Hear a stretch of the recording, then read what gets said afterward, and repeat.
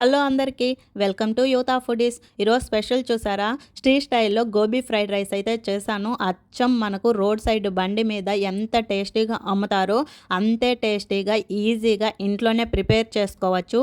95 మెంబర్స్కి చలికాలంలో వర్షాకాలంలో ఈవినింగ్ టైం అలా నడుచుకుంటూ వెళ్ళి రోడ్ సైడ్ బండి మీద అమ్మే ఫ్రైడ్ రైస్లు తినాలని ఎంతమందికి ఉండదు, మీరే చెప్పండి. అట్లాంటప్పుడు ఇట్లా హైజెనిక్గా ఇంట్లోనే ఫ్రైడ్ రైస్ చేసుకొని తినండి. సూపర్ టేస్టీగా ఉంటుంది. ఇంటిల్లిపాది కూర్చొని ఎంజాయ్ చేస్తూ తినచ్చు.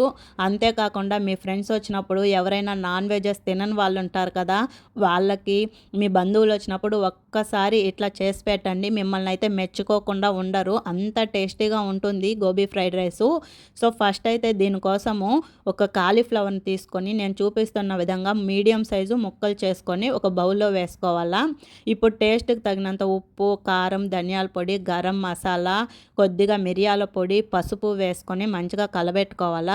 1 టేబుల్ స్పూన్ అల్లం వెల్లుల్లి పేస్టు, 3/4 కప్పు కార్న్‌ఫ్లోరు, అరకప్పు మైదా, 2 నుంచి 3 టేబుల్ స్పూన్ల పెరుగు వేసుకునేసి కలబెట్టుకుంటూ మధ్య మధ్యలో కొద్దిగా వాటర్ చిలకరించుకొని నేను చూపిస్తున్న విధంగా మిక్స్ చేసుకోండి.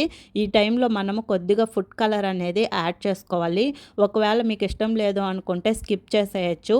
మనం స్ట్రీట్ స్టైల్లో చేస్తున్నాం కాబట్టి ఫుడ్ కలర్ని కంపల్సరీ వేసుకోవాలి. ఇప్పుడు స్టవ్ మీద డీప్ ఫ్రైకి సరిపడినంత ఆయిల్ పెట్టేసుకునేసి మనం ముందుగా పెట్టుకున్నాం కదా కాలీఫ్లవర్ని ఒక్కొక్కటిగా వేసుకుంటూ మధ్య మధ్యలో కలబెట్టుకుంటూ మంచిగా గోల్డెన్ బ్రౌన్ కలర్ వచ్చే వరకు వేయించి ఒక బౌల్లో తీసి పక్కన పెట్టేసుకోండి. ఇప్పుడు అదే స్టవ్ మీద ఒక కడాయి పెట్టేసుకునేసి అందులో 2 నుంచి 3 టేబుల్ స్పూన్ల నూనె వేసుకునేసి మంచిగా కాగనిచ్చుకోవాలా. ఇప్పుడు సన్నగా తరిగిన పచ్చిమిర్చి, కరివేపాకు వేసుకొని వేయించుకోవాలా.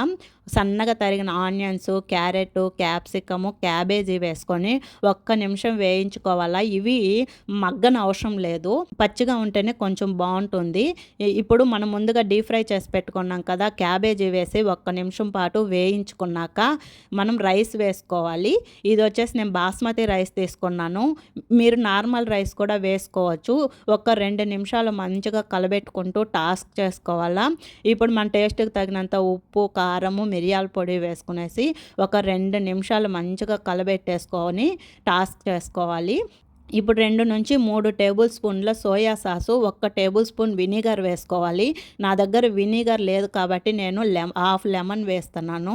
ఇట్లా వేసుకొని కలబెట్టేసుకున్నాక మంచిగా టాస్క్ చేసుకున్నాక ఉప్పు, కారం చూసుకునేసి ఒకవేళ సరిపోకపోతే ఈ టైంలో కొద్దిగా ఉప్పు, కారం వేసుకునేసి మంచిగా కలబెట్టేసినాక ఫైనల్గా కొత్తిమీర, స్ప్రింగ్ ఆనియన్స్ వేసుకుంటే మన వేడి వేడి గోబీ ఫ్రైడ్ రైస్ అనేది రెడీ అయిపోతుంది.